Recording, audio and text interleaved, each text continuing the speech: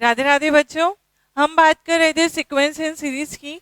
तो अब हम स्टार्ट करते हैं हमारा थर्ड लेक्चर। हम यहाँ पे पढ़ने वाले कॉन्सेप्ट सेकेंड।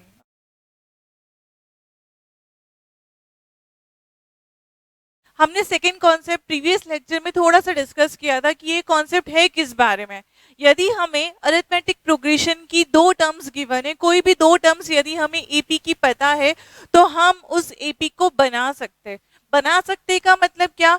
मतलब हम ए फाइंड कर सकते हैं, हमें डी भी पता चल जाएगा। मतलब अगर हमें एपी पता चल गई है तो फिर हम कोई भी टर्म, कोई भी nth टर्म, कोई भी टर्म हम फाइंड कर सकते हैं। तो सेकेंड कॉन्सेप्ट आप लिखना कॉपी में। Concept second is if mth term of an AP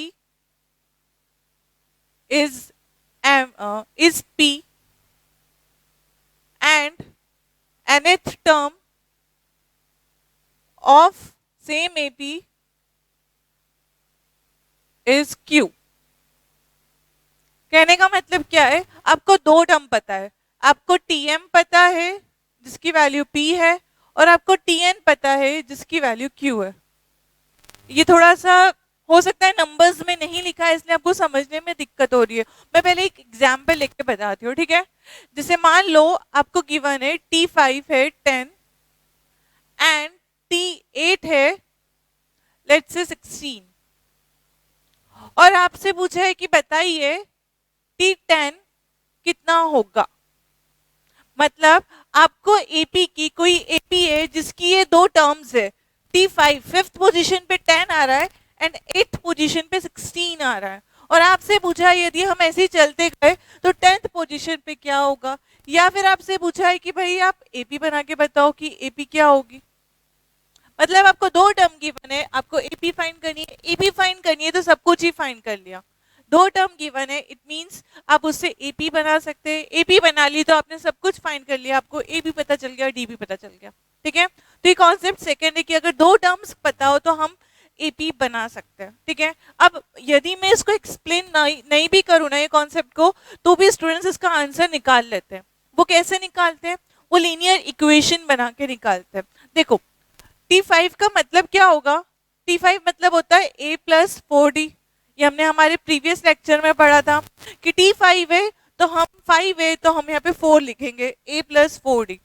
और T8 का मतलब क्या होगा? a plus 7d। Yes or no? हाँ, मतलब a प्लस 4d की वैल्यू 10 है, a प्लस 7d की वैल्यू 16 है। आपको दिख रहा है ये दो इक्वेशन बन गई है। पहली इक्वेशन ए और डी में ही है, दूसरी इक्वेशन ए और डी में ही है। Two equation two variable solve करना इजी है, ये तो आप शायद बचपन से पढ़ते आ रहे हो। ठीक है, इसमें कोई बड़ी बात नहीं है। हम अगर इस दो इक्वेशन को सॉल्व कर ले, ठीक है, मैं इतने की बात कर रही हूँ अभी, ओके? यदि मैं इस दोनों इक्वेशन को सॉल्व करूं तो मैं इजिली ए की वैल्यू एंड डी की वैल्यू निकाल सकती हूँ। कैसे करेंगे? इस इक्वेशन में से इसको माइनस कर दो, सेकेंड इक्वेशन में से माइनस फर्स्ट इक्वेशन कर दो। तो यदि मैं सेकेंड इक्वेशन में से फर्स्ट इक्वेशन माइनस करूंगी, अब ध्यान देना, सेकेंड में से फर्स्ट को माइनस करूंगी मतलब 16 में से 10 माइनस होगा तो मुझे इस साइड मिलेगा 6। ए में से ए माइनस होगा तो मुझे मिलेगा 0 एंड 7d में से 4d माइनस होगा तो मुझे मिलेगा 3d। Yes or no? मतलब 3d की वैल्यू आ गई 6, 3d इज इक्वल टू 6 है, तो d कितना आ जाएगा? 6/2, सॉरी 6/3, दैट इज 2। हाँ या ना? हमें d की वैल्यू मिल गई 2, मतलब हमारा जो एपी चल रही है ना वो डिफरेंस 2 से आगे आगे बढ़ती जा रही है। क्लियर है? अच्छा, 2 पता चल गया, 2 यहाँ रख दो, d हमारा 2 है ना, तो d 2 यहाँ रख दो तो हमें a मिल जाएगा। रखो यहाँ पे 2, तो 4 इंटू 2 8 हो जाएगा। 8 10 में से माइनस होगा तो a की वैल्यू आ जाएगी, वो भी कितनी आ रही है? 2। ठीक है, मतलब 10 is equals to a plus 4d था, d की जगह हमने 2 रखा तो 10 माइनस 4 इंटू 2 8 हो जाएगा, तो हमारा a आ गया 2। a भी 2 है, d भी 2 है, तो हम ap तो बहुत इजिली बना सकते हैं। हमारी ap बन रही है, क्या बनेगी? पहली टर्म हो जाएगी 2, फिर इसमें 2 ऐड करोगे तो 4, फिर इसमें 2 ऐड करोगे तो 6, फिर इसमें 2 ऐड करोगे तो 8, फिर इसमें 2 ऐड करोगे तो 10। देखो फिफ्थ टर्म T5 कितना गिवन था क्वेश्चन में, 10। ये हमने एग्जाम्पल लिया था, ओके 10, तो आ रहा है 10।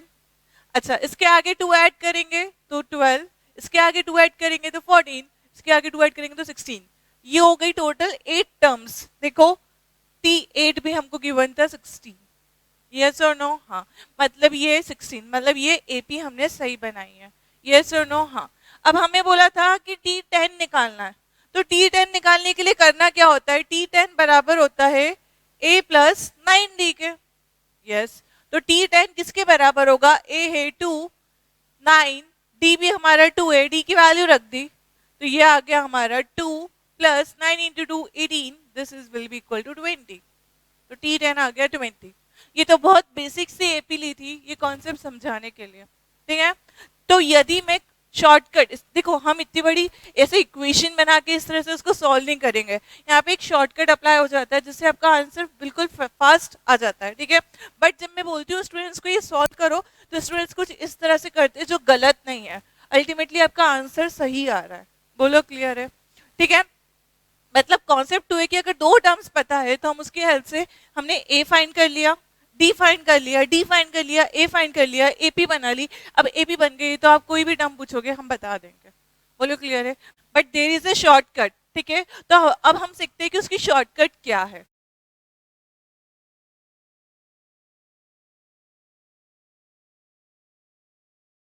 शॉर्टकट देखने के लिए पहले ये समझो कि हमने जो कैलकुलेशन करी थी वो क्या करी थी। हमने डी कैलकुलेट किया, हमारा जो डी आया वो आया 6/3।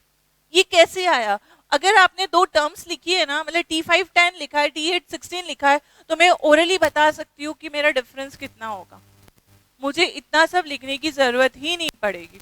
अब ध्यान से सुनो मेरी बात, मैं क्या बोल रही हूँ। ये डी हमने कैलकुलेट कैसे किया, हमने 6 को 3 से डिवाइड किया, ठीक है। तो ये 6 और ये 3 आए कहाँ से, ये देखते। ये 6 आया है इन दोनों के डिफरेंस से, यस और नो। हमने 16 को 10 से माइनस किया तो हमारा 6 आया। बोलो क्लियर है, हाँ। और ये 3 कैसे आया था, ये 3D लिखा था, तो ये 3D कैसे आया था, हमने 7 को 4 से माइनस किया था तो 3 आया था, ओके। मतलब अगर हम 8 को 5 से माइनस करेंगे तो भी तो 3 आएगा, क्योंकि 5 को एक कम करने पे 4 बना था, 8 को एक कम करने पे 7 बना था, दोनों में से एक एक कम हुआ तो उनका डिफरेंस तो उतना ही रहेगा ना। मैं क्या बोल रही हूँ, बात समझ में आ रही है। 6 आया था इन दोनों को माइनस करने पे, 3 आया था इन दोनों को माइनस करने पे, तो अगर इन दोनों को माइनस करोगे तो भी तो 3 होगा। तो कहने का मतलब ये है कि अगर मैं ये सब नहीं लिखती तो मैं इसकी हेल्प से ही डायरेक्टली डी निकाल लेती। मुझे क्या करना होता डी निकालने के लिए, इन दोनों का डिफरेंस, यदि मैं 10 में से 16 को माइनस कर रही हूँ तो फिर मैं 5 में से 8 को माइनस करके डिवाइड कर दूंगी, अपॉन में लिखूंगी। पर अगर मैं 16 बड़े नंबर में से ये माइनस कर रही हूँ तो बस मुझे डायरेक्टली 16 माइनस 10 करना था और डिवाइड में 8 माइनस 5 करना था, तो मेरा आंसर आता था 6/3 जो है 2 के बराबर। आई कि नहीं आई बात समझ में, बोलो क्लियर है। कहने का मतलब ये है कि यदि मेरी टर्म्स कुछ इस बराबर है, लेट्स से m 5 के बराबर है, n 8 के बराबर है, p 10 के बराबर है, q 16 के बराबर है, तो अगर इस तरह से कुछ है तो मेरा d किसके बराबर होगा पता है आपको, ये दिख रहा है आपको क्लियरली। तो मेरा d किसके बराबर होगा, मैं p में से q को माइनस कर देती हूँ, जो मेरी वैल्यूज है वो, और जिस पोजीशंस पे वो नंबर्स रखे वो, तो ये मेरा d का फॉर्मूला होगा। मैम हमने तो 16 में से 10 को माइनस किया था, आप तो 10 में से 16 को माइनस कर रहे हो, बेटा डिफरेंस कुछ नहीं आएगा।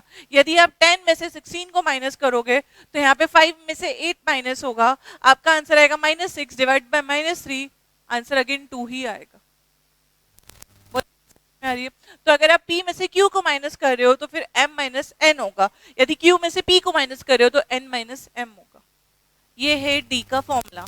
और अगर d कैलकुलेट हो गया तो फिर एक वैल्यू में पुट कर देना, a निकल के आ जाएगा। आपको a नहीं निकालना है तो आप डायरेक्टली टर्म का फॉर्मूला भी लगा सकते हो, ठीक है। मैं आपको टर्म का फॉर्मूला भी बता दूंगी, बट पहले ये कॉन्सेप्ट आपको बहुत अच्छे से क्लियर होना चाहिए। मतलब कहने का ये है कि जब भी आपको 2 टर्म गिवन हो तो आप पहले टी कैलकुलेट कर लो। कैसे करोगे, इन दोनों का डिफरेंस डिवाइडेड बाय इन दोनों का difference, shortcut p minus Q divide by m minus n, या फिर q minus p divide by n minus m। अगर ऐसे माइनस कर रहे हो तो फिर इधर भी ऐसे ही माइनस करोगे, यदि ऐसे माइनस कर रहे हो तो इधर भी ऐसे ही माइनस करोगे। बोलो क्लियर है? ये लिखने का तरीका था, ये मैंने आपको एग्जाम्पल लेके समझाया था। बोलो क्लियर है? तो पहले आप इतना नोट करिए, फिर हम आगे बढ़ते हैं।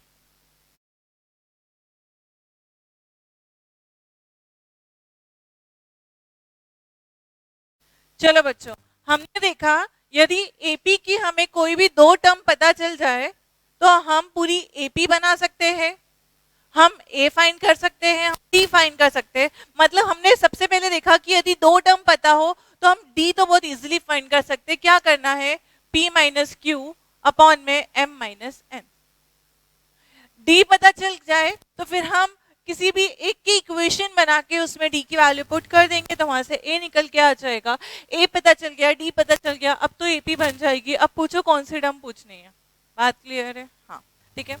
बट मैं ये बोल रही हूँ कि यदि हमें डी पता चल जाए और हमें कोई और टर्म निकालने के लिए बोला है तो हमें ए पता करने की जरूरत ही क्या है, हम डायरेक्टली उस टर्म को भी निकाल सकते हैं। मैम क्या बोलना चाह रहे हो? बेटा टी आर का भी एक फॉर्मूला होता है। ये अब आर क्या है?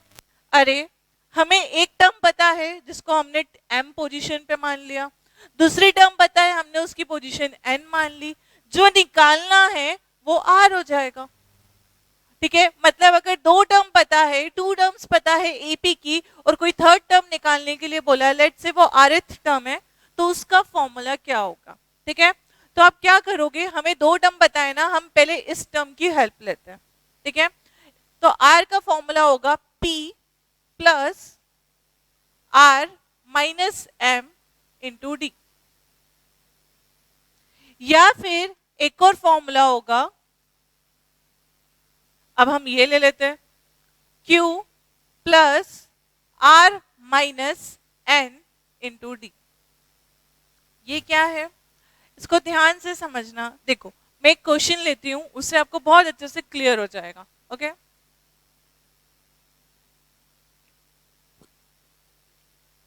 2 5 नहीं सॉरी, मैं एपी बना रही हूं, अपन को एपी नहीं बनानी है, अपन को दो टर्म्स लेनी है। Okay, let's say T4 is given 7 and T9 is given 17. Clear? Okay. हम सबसे पहले तो D निकाल लेंगे। D कैसे निकालते हैं? 17 माइनस 7, 17 माइनस 7 अपॉन में 9 minus 4 will give us 10 by 5 that is equals to 2. मैंने AP बहुत अभी इजी बनाई है। ओके, ऐसा नहीं है कि D हमेशा 2 ही आएगा, अभी D हमारा 2 आया। ओके, अब पहले हमने क्या सीखा था, अभी डायरेक्टली फॉर्मूला अप्लाई नहीं करते, पहले लेट्स से क्वेश्चन बोल रहा है फाइंड T15। ओके, अभी हम ये फॉर्मूला अप्लाई नहीं करते हैं, हमने D निकाल लिया, हमारा D कितना आ गया? हमारा D आ गया 2। अब हम क्या करेंगे, पहले हमने सीखा था कि अगर D निकाल ले तो हम बहुत इजीली A निकाल सकते हैं, हम इसकी हेल्प से A निकाल लेते हैं। T4 का मतलब क्या होता है, हमने सीखा है T4 मतलब A प्लस 3D। T4 की वैल्यू पता है कितनी है? 7। A की वैल्यू नहीं पता, निकाल लेंगे। D की वैल्यू पता है कितनी है? 2। तो यहां से 7 3 इंटू 2 हो जाएगा 6, तो A आ जाएगा 7 minus 6, it means A will be 1। Yes or no? Yes ma'am. A आ गया, D आ गया, अब आपने पूछा है T15, तो आप T15 निकाल लो। कैसे निकालोगे T15? A आ गया, कितना आया? A हमारा 1, D आ गया 2, तो T15 होता है A प्लस 14 D के बराबर। A 1 है, D 2 है, A 1 है, D 2 है, तो 1 plus 14 into 2 will make 1 plus 28, the answer will be 29। बोलो क्लियर है? ठीक है, मतलब 15th पोजीशन पे जो नंबर आएगा that will be equal to 29। Clear? ठीक है, अब क्या करें? देखो ये तो हो गई कि हमने डी निकालना सीखा था, फिर हमने इस इक्वेशन में पुट कर दिया और उसकी हेल्प से हमने क्या करा, हमारा ए निकाल लिया, हमारा ए आ गया ये, ठीक है, क्लियर। और ए पता चल गया, डी पता चल गया, तो हमने T15 में उसकी वैल्यू रख दी और हमारा T15 आ गया, ठीक है। अब मैं बोल रही हूँ कि जो ये हमने कैलकुलेशन करी है ये करने की भी नीड नहीं है, हम डायरेक्टली T15 निकाल सकते हैं। अब मेरी बात समझो, पहले तो अगर मैं एपी बनाऊं तो एपी बनेगी कैसे, जो हमारी एपी होगी ना बच्चों वो होगी 1 3 5 7 9 11 13 15 इस तरह से चलती जाएगी। 1 3 5 7 9 11 13 15 इस तरह से चलती जाएगी, क्योंकि मुझे ए पता है, मुझे डी पता है 2, और ये इस तरह से भी चलती जाएगी, ठीक है। मैं क्या समझाना चाह रही हूँ, देखो ये चीज तो बहुत अच्छे से आपको क्लियर होगी। मैं बोल रही हूँ कि without this calculation we can directly find the 15th term, हम डायरेक्टली 15 टर्म को फाइंड कर सकते हैं। पहले मैं फॉर्मूले से आंसर निकाल के बताती हूँ कि देखो फॉर्मूले से आंसर भी वही आएगा, ठीक है। फिर फॉर्मूले के पीछे का लॉजिक भी एक्सप्लेन करूंगी, क्योंकि अपन कोई भी फॉर्मूले को रटेंगे नहीं, ठीक है। हमने बोला था कि टी आर का फॉर्मूला होता है, इन दोनों में से कोई एक को लेना है, तो पहले मैं पी से बना लेती हूँ, P plus R minus P plus R, ये तो एज इट इज आएगा। अब पी कौन सी पोजीशन पे है, पी कौन सी पोजीशन पे है, तो वो एम पोजीशन पे है। पी कौन सी पोजीशन पे, वो एम पोजीशन पे है, तो हम आर में से एम को माइनस कर देंगे और यहाँ डी ऐड कर देंगे। तो पी, अभी हमारा पी कितना होगा, हम इसको मान लेते हैं कि ये हमारा टी एम बराबर पी है, तो पी हो जाएगा 7 प्लस आर, आर मतलब हमको फाइंड जो करना था, हमें 15th पोजीशन फाइंड करनी थी, तो आर हो जाएगा 15, ये आएगा T15 माइनस 7th कौन से पोजीशन पे था, 4th पे, तो 4 माइनस कर दिया और यहाँ आ गया डी। डी की वैल्यू भी हम कैलकुलेट कर चुके हैं, डी इज इक्वल्स टू 2, मैं डायरेक्टली यहाँ 2 लिख रही हूँ। तो answer will be 7 plus 15 minus 4 will make 11 and 11 into 2, the answer will be 7 plus 11 into 2 22, तो हमारा T15 आ जाएगा 22 and 7 will make 29। आंसर यहाँ पे भी 29, यहाँ पे भी 29। ऐसा हुआ ही क्यों, इसके पीछे लॉजिक है। अच्छा मैम ये तो आपने इसको यूज करके किया, यदि हम इसको यूज करते तो भी क्या हमारा आंसर वही आता, एक बार उसको भी चेक कर लेते। अगेन टी आर का फॉर्मूला क्यू से बनाते, Q plus R minus N into D. अब इसको मान लेते हैं कि ये होगा T Q is equals to N के बराबर, sorry T N is equals to Q के बराबर। तो हमारा क्यू कितना हो जाएगा 17 प्लस आर 15 माइनस कौन सी पोजीशन पे, 9th पोजीशन पे है, और डी है 2, तो ये आ जाएगा टी आर। तो टी आर बराबर आ जाएगा 17 plus 15 minus 9 will make 4 into 2, 4 into 2 will make 8, sorry 15 minus 9 will make 6, 6 into 2 will make 12, 12 and 17 will make 29। Again answer is 29, answer is 29। बोलो बात क्लियर है, ठीक है। मतलब या तो हम डायरेक्टली, देखो डी तो डायरेक्टली निकालना ज्यादा इजी है बाय अप्लाइंग, अगर अपन एलिमिनेशन मेथड अप्लाई करते तो उससे बेटर है कि डी डायरेक्टली निकाल लो, ठीक है। हमने डी डायरेक्टली निकाल लिया, सिंपल सी बात है, दोनों का डिफरेंस लेना है, या तो 7 माइनस 17 कर दो, फिर 4 माइनस 9 से डिवाइड करना, या फिर 17 माइनस 7 और फिर 9 माइनस 4 से डिवाइड करना, डी तो डायरेक्टली आ जाएगा। अब डी कैलकुलेट करने के बाद में आपके पास चॉइस है, या तो आप ए कैलकुलेट कर लो या फिर डायरेक्टली फॉर्मूला लगा लो। फॉर्मूला क्या था कि जो भी एक टर्म है उन एक टर्म ले लो, जो वैल्यू है उसको एज इट इज रखो, जहां पे पोजीशन निकालनी है उसमें से जो वैल्यू हमने ऑलरेडी रख दी है वो पोजीशन माइनस करके डी से मल्टीप्लाई कर दो, आपके पास डायरेक्टली आंसर आ जाएगा। बोलो क्लियर है?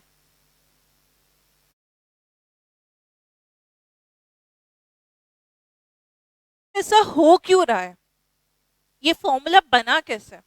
तो एपी की देखो कितनी अच्छी खासियत है, हमें कहां तक जाना था, हमें 15th पोजीशन तक जाना था, मतलब first position, second position, third position, हमें 15th पोजीशन तक जाना था कि 15th पोजीशन पे कौन सा नंबर आएगा। बट बच्चों हमने यहाँ पे 7 लिखा है, मतलब हम 4th पोजीशन पे तो ऑलरेडी चले गए। हमने यहाँ 7 लिखा तो हमने यहाँ 7 लिख दिया, मतलब हम 4th पोजीशन पे तो ऑलरेडी चले गए। अब इसमें हमको डी ऐड करना है, फिर ऐड करना है, और ऐसे 15th पोजीशन तक जाना है। तो हम 4th पे तो ऑलरेडी पहुंच गए, अब हमें और कितना चलना है? हमें जाना था 15 पे, हम 4 तक चले गए, मतलब अब 11 कदम और चलने हैं, 11 डिफरेंस और ऐड करना है। तो वही तो कर रहे, 11 डिफरेंस ऐड कर रहे। मतलब हमने जो वैल्यू यहाँ लिखी है उतनी पोजीशन तक तो हम जा चुके हैं, हमें जितना जाना था हम यहाँ तक जा चुके, तो अब जो डिफरेंस कवर करना है वो इतना ही तो कवर करना है। आया फॉर्मूले का लॉजिक समझ में? तो हमने उसको डी से मल्टीप्लाई कर दिया और इसमें ऐड कर दिया, क्योंकि हमें यहाँ तक जाना था, इतना कवर कर लिया, इतना डिफरेंस और कवर करना है, तो इतना डिफरेंस कवर करके इसमें ऐड कर लिया तो आर आ गया। अगर इतनी बात क्लियर है तो मैं आगे बढ़ती हूँ। यहाँ पे बच्चों को एक डाउट आता है, डाउट ये आता है कि मैम ठीक है, आपने T4 बोला था, T9 बोला था, और आपने पूछा T15, मतलब हमको आगे चलना है, तो आगे कितना चलना है? 4 पे है, 15 पे जाना है, तो 11 कदम आगे चलना है। तो 7 में 11 कदम चल लो, और कितने बड़े बड़े कदम चल रहे हो, कितना डिफरेंस कवर कर रहे हो एक बार में? 2 का। तो 11 चलोगे तो 22 का डिफरेंस कवर करोगे, 22 और 7 विल मेक 29। यदि हम 9th पोजीशन को ले ले, मतलब हम 17 ऑलरेडी है, अब हमें 15th पोजीशन तक जाना था, हम 9 पे है, हमको 15 तक जाना था, मतलब 6 डिफरेंस को और कवर करना था। तो 6 into 2 will make 12, 12 and 17 will make 29। yes or no? yes। मतलब इतनी बात तो क्लियर है, यहाँ तक तो बच्चों को अच्छे से समझ में आ भी जाता है। एक डाउट आता है कि मैम अगर हम ऑलरेडी आगे होते, मतलब मान लो हमसे पूछते कि T2 बताओ भाई कितना होगा, हमसे पूछते कि T2 बताओ कितना होगा, तो फिर क्या करते हैं मैम? तो कोई बात नहीं ना, आप आगे हो, आपको पीछे आना पड़ता, आप 4 पे हो, आपको 2 पे आना है, आप 4 पे हो, आपको 2 पे आना है, तो 2 टाइम्स पीछे आना है ना, तो 2 into 2 will make 4। अब 4 को पीछे ले आओ तो आप आ जाओगे 3 पे, 7 में से 4 माइनस होगा तो 3, तो देखो सेकेंड पे 3 रखा है। ऐसा समझो आप 9 पे हो, आपको 2 पे आना है, आप 9th पोजीशन पे हो, आपको 2 पे आना है, तो आपको 7 कदम पीछे लेकर आना है, 7 डिफरेंसेस पीछे आना है, 7 टाइम डिफरेंस पीछे आना है, तो 7 into 2 will make 14, 17 में से 14 को माइनस करोगे will give us 3। बोलो क्लियर है? हाँ। तो फिर मैम हम नेगेटिव पॉजिटिव ध्यान रखेंगे? नहीं, ये फॉर्मूला इतने अच्छे से डिजाइन है कि अपने आप कैलकुलेशन करके देगा। अगर आपको सेकेंड टर्म फाइंड करनी है और आप 9th पे हो, तो ऑटोमेटिकली 2 minus 9 minus 7 दे देगा, तो ये फॉर्मूला ऑटोमेटिकली आपको करेक्ट आंसर ही देगा।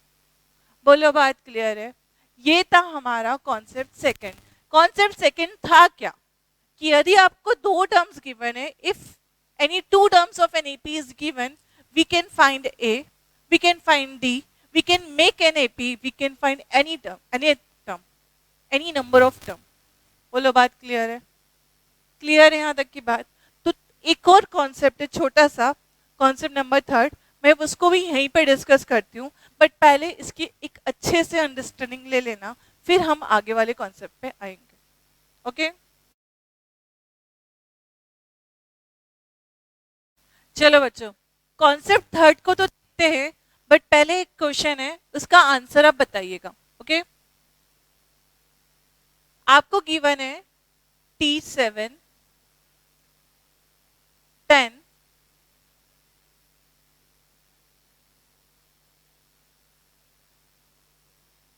11th टर्म गिवन है आपको 20, और आपसे पूछा है फाइंड T9। आपको कोई एपी है, उसकी 7th टर्म गिवन है 10, कोई एपी सेम एपी की आपको 11th टर्म गिवन है 20, और आपसे पूछा है 9th टर्म बताओ, तो आप बोलोगे मैम इसमें क्या है ना? अभी तो हम पढ़कर आए फटाफट हम डी कैलकुलेट कर देंगे। डी हो जाएगा 20 माइनस 10 मतलब 10 और 11 माइनस 7 मतलब 4। तो मैम हमारा डी आ गया 2.5 मतलब 2.5। Yes or no? हाँ मैम। अब डी आ गया मैम। अब या तो हम ए निकाल के सॉल्व कर लेंगे या फिर आप डायरेक्टली T9 पूछ रहे हो ना तो T9 निकाल लेंगे। क्या होगा, इनमें से कोई एक ले लेंगे। लेट्स से हम ये लेते हैं। पहले हम टी आर का फॉर्मूला लिख लेते हैं। टी आर का formula P plus R minus M into D. ठीक है, तो P की जगह हम 10 ले रहे हैं, R तो 9 है ही, P की जगह 10 लिया है तो M हो जाएगा 7 और D आ जाएगा 2.5। तो आ जाएगा ma'am 10 plus 9 minus 7 will make 2.5, 2 and 2 into 2.5 will make 5, 5 and 10 will make 15। मतलब मैम कितना इजी क्वेश्चन है, T9 हमारा 15 आ गया।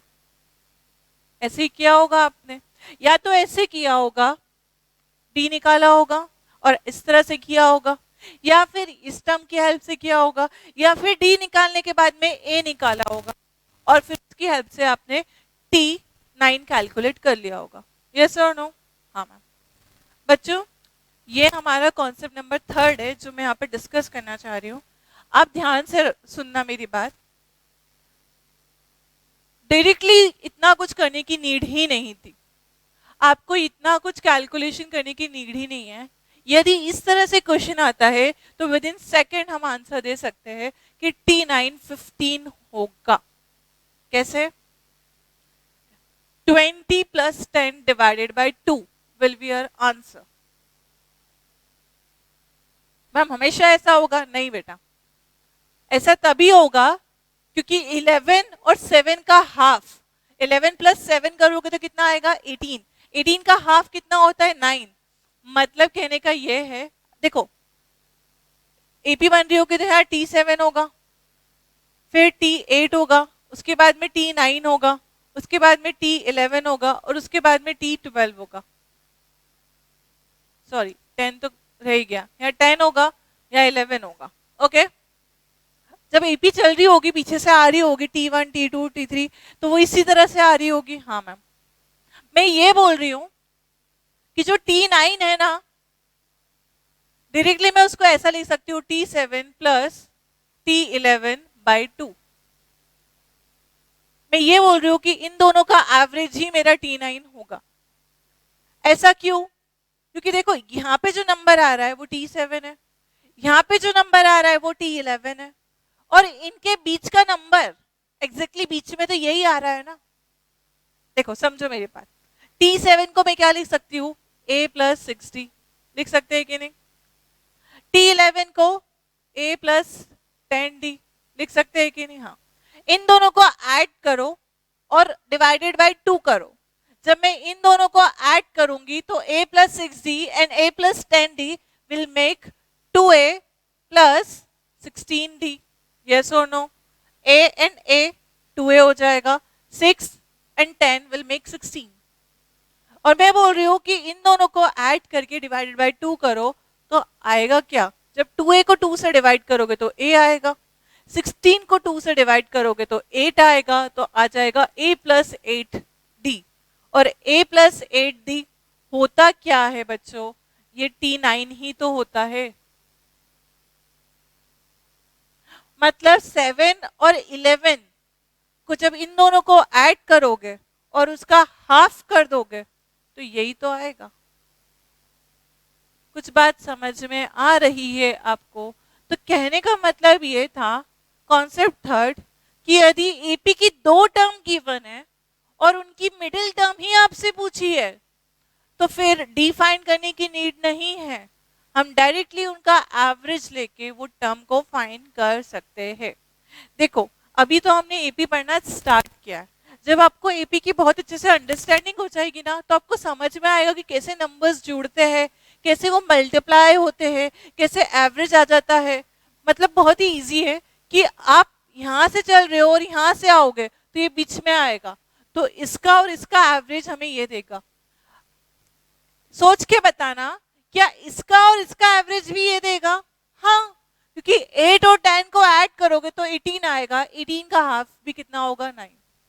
7 और 11 को ऐड करोगे 18 आएगा, 18 का हाफ कितना होगा 9। ठीक है, हमने एक एपी लिखी थी अभी, ध्यान देना इधर, मैं कोई भी एपी बना लेती हूँ, ठीक है, रैंडम सी एपी 2 5 8 11 14 17 20। देखो ऑड नंबर्स की टर्म है ये, ठीक है, ऑड नंबर्स लिखे हैं मैंने तभी तो मिडिल टर्म निकलेगी, यदि मैं 4 लिखूंगी तो मिडिल टर्म निकलेगी ही नहीं, इसलिए आपको ऑड नंबर ऑफ टर्म्स लिखनी पड़ेगी। तो आप 2 और 20 को ऐड करो, कितना होगा 22, देखो मिडिल में 11 आया, जस्ट 22 का हाफ। 5 और 17 को ऐड करो, अगेन 22, 22 का हाफ 11। 8 और 14 को ऐड करो, अगेन 22, 22 का हाफ 11। ऐसा आप किसी में भी कर सकते हो। देखो सिर्फ ऐसे नहीं, जैसे मान लो मैंने किया 5 और 11, कितना होगा 16, 16 का हाफ इसके बीच में बैठा है, जस्ट सेंटर में। 2 एंड 14 को ऐड करो, कितना होगा 16, 16 का हाफ अगेन सेंटर में कितना है 8। किसी भी तरह से कर लो, 8 और 20 कितना बनेगा 28, 28 का हाफ 14। 11 और 17 अगेन 28, 28 का हाफ 14। 14 and 20 will make 34, 34 का हाफ 17। ये एपी का मैजिक है, समझ में आ रही है आपको बात? एपी का मैजिक देखो कि अगर आपको दो टर्म पता है तो आपको डी निकालने की भी जरूरत नहीं पड़ेगी, यदि आप डायरेक्टली उनका एवरेज लेके टर्म निकाल सकते हो। बोलो बात क्लियर है? ठीक है, ओके। तो this was our concept second, sorry concept number third, this was our third concept.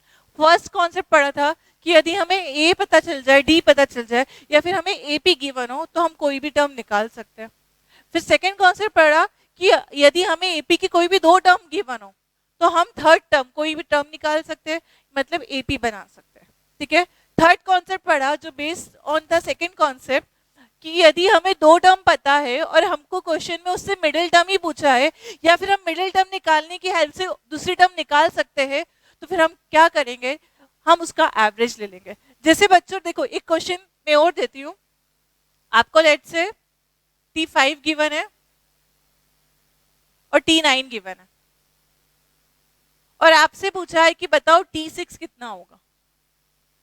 Okay, आपको लेट से T5 गिवन है 4 एंड ये गिवन है 10 फॉर एग्जाम्पल, ठीक है, और आपसे पूछा है बताओ कि D6 कितना होगा। तो अब आप बोलोगे मैम अब तो D का फॉर्मूला लगाते हैं, मतलब सेकंड कॉन्सेप्ट से करते हैं, क्योंकि आपसे सेवेंथ टर्म नहीं पूछी है, इसकी एवरेज नहीं पूछी है, जो हम आंसर 7 दे देते हैं। ठीक है, अच्छा इसका नंबर चेंज कर लेते, ठीक है, क्योंकि आंसर 7 7 आएगा इसलिए। ओके, अगर आपसे यहाँ पे सेवेंथ टर्म पूछी होती तो आप क्या करते हैं, अगर आपसे T7 पूछा होता तो आप डायरेक्टली 4 + 16 20 का हाफ मतलब 10 आंसर दे देते हैं, आया ना? हाँ, बट आपसे पूछा है सिक्स्थ टर्म, तो आप बोलोगे मैम अब तो हमें डी निकालना ही पड़ेगा, इसका डिफरेंस डिवाइड बाय इसका डिफरेंस, फिर वो पी का आरथ टर्म का फॉर्मूला लगा लो या फिर ए निकाल लो। तो मैं बोलूंगी नहीं बच्चों, कॉन्सेप्ट थर्ड से अभी भी ये सॉल्व हो जाएगा। कैसे? आपसे पूछा है सिक्स्थ टर्म, आपने सेवेंथ टर्म तो निकाल ली ना। अब ध्यान दो कि फिफ्थ और सेवेंथ का एवरेज ही तो सिक्स्थ टर्म होगी। आपको फिफ्थ टर्म पता है, आपको सेवेंथ टर्म पता है, तो इन दोनों का सम करके जो एवरेज आएगा डिवाइड बाय 2 करके जो इन दोनों का एवरेज आएगा वही तो इसका आंसर होगा। मतलब मैं बोल सकती हूँ 4 + 10 divided by 2 answer will be 7। कुछ आई बात समझ में? मैं क्या बोल रही हूँ? कहने का मतलब ये है कि जब क्वेश्चन एग्जाम में आता है ना तो आपको बहुत ही अच्छे से सोचना पड़ता है, समझना पड़ता है कि इजीएस्ट वे क्या होगा। अब वो इजीएस्ट वे वहां पे सोचने नहीं बैठना है, आप प्रैक्टिस करोगे, आपके कॉन्सेप्ट क्लियर होगे, तो आपको क्वेश्चन को देख के समझ में आता है कि अरे ये तरीके से करेंगे ना तो आंसर बहुत फास्ट निकलेगा। अगर हम यहाँ डी कैलकुलेट करेंगे तो डी कितना आएगा 16 - 4 कितना मिलेगा 12, और यहाँ 9 - 4 कितना मिलेगा 3। ठीक है, सॉरी 9 - 5 विल गिव अस 4, तो 12/4 3, डी आ जाएगा 3। हमारा डी 3 आ रहा है, तभी तो 4 में अगर 3 ऐड करेंगे तो देखो 6 टर्म 7 आ रही है, 6 टर्म 7 आ रही है। बात समझ में आई? मैंने क्या किया, मैंने कॉन्सेप्ट थर्ड से इसका आंसर निकाल लिया। आप चाहो तो कॉन्सेप्ट सेकंड से आंसर निकाल सकते हो, but concept third relatively concept second से इजी है। थर्ड कॉन्सेप्ट एप्लीकेबल कब होता है, जब ये दो टर्म्स गिवन हो और आप इजीली थर्ड कॉन्सेप्ट से इनकी बीच की टर्म निकाल सकते हो। बीच की टर्म कैसे निकालते, 5 और 9 कितना बनता है 14, 14 का हाफ बीच की टर्म निकल जाएगी, तो आपका T7 निकल जाएगा। T7 निकलेगा कितना, 4 + 16 का हाफ मतलब 10। बट हमसे तो 6 पूछी है ना, तो ठीक है ना, इन दोनों की बीच की टर्म तो 6 ही होगी। 5 और 7 का टोटल होता है 12, 5 और 7 के बीच में 6 ही आता है, तो 4 और 10 को ऐड कर लेना, इन दोनों को ऐड करके डिवाइडेड बाय 2 कर देना, तो आ जाएगा 7।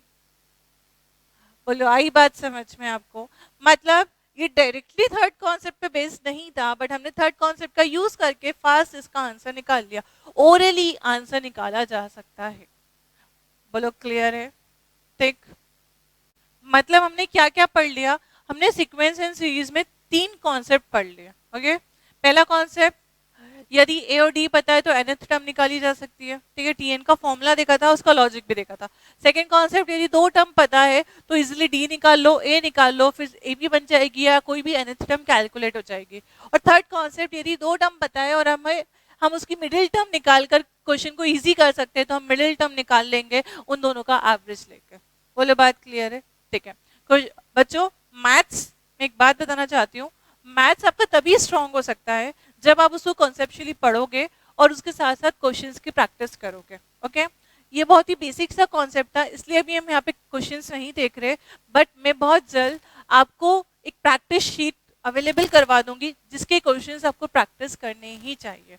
ओके, तो पहले आप आपके कॉन्सेप्ट्स को स्ट्रॉन्ग करो, देन ही आप क्वेश्चंस पे शिफ्ट होना। Okay, thank you.